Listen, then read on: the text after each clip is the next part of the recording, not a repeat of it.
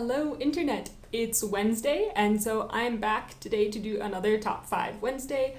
And today I'm doing a backlog episode, which is your top 5 fictional cities. Now, I really love when the city appears sort of as a character or just as a symbol within a story, so I had a little bit of trouble narrowing down my list for this one, but I did get it down to 5, and I will get right into them. My first one that I would like to mention is Charn from The Magician's Nephew.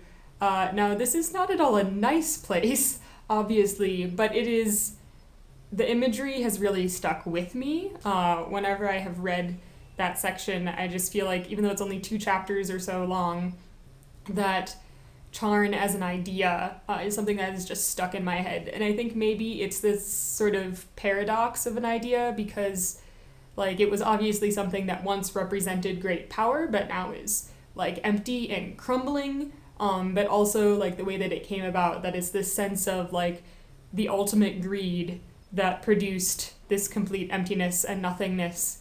And there's a sort of beauty in that juxtaposition, I guess. And so, yeah, just the idea of Charn is one that has stuck with me throughout, the years since I have read that book, I guess. The next one that I want to mention is Camelot, because does that really need an explanation? I mean, once again, it's a very symbolic place, Camelot being this idea of just sort of justice and righteousness and goodness, and all those things that King Arthur sort of symbolizes, and it's sort of encapsulated in this place. The sense of all of these good things coming out of that central capital and spreading out to the rest of the world, whether or not it actually happens or not. Well, if you've read the legends, you know. But at the same time, it is this beautiful image, this beautiful idea, more than it feels like a city to me. It's an idea of a place. And yeah, Camelot. The next one I wanted to talk about is Pandemonium from the Fairyland series by Catherine Valenti.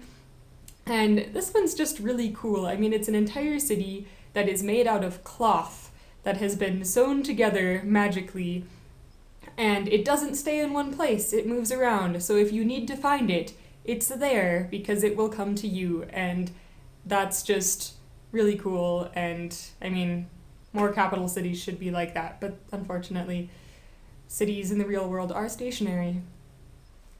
The next one I wanted to talk about is Sodaian, and this is a city out of one of Lord Dunsany's short stories. It's from Time in the Gods, and Lord Dunsany tends to do this thing where the main character in his story is a city, and all of the people are just kind of there to introduce you to the city. But the city is the important thing, and Sodaian is one of these cities, and it's really this idea of eternal beauty that is attempting to hide away from time so that it isn't ruined, and the whole story is just so picturesque and beautiful, and I just love it. And my final one that is at the top of my list of fictional cities is Gondolin from Tolkien's Silmarillion. Just the idea of this city that's hidden away in this valley in the mountains where nobody can find it.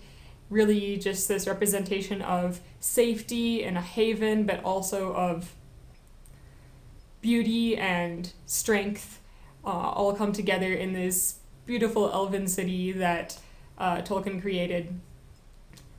And yeah, those are my 5 top fictional cities. Let me know what your favorite fictional city is down below in the comments, and I will talk to you guys later. Happy reading.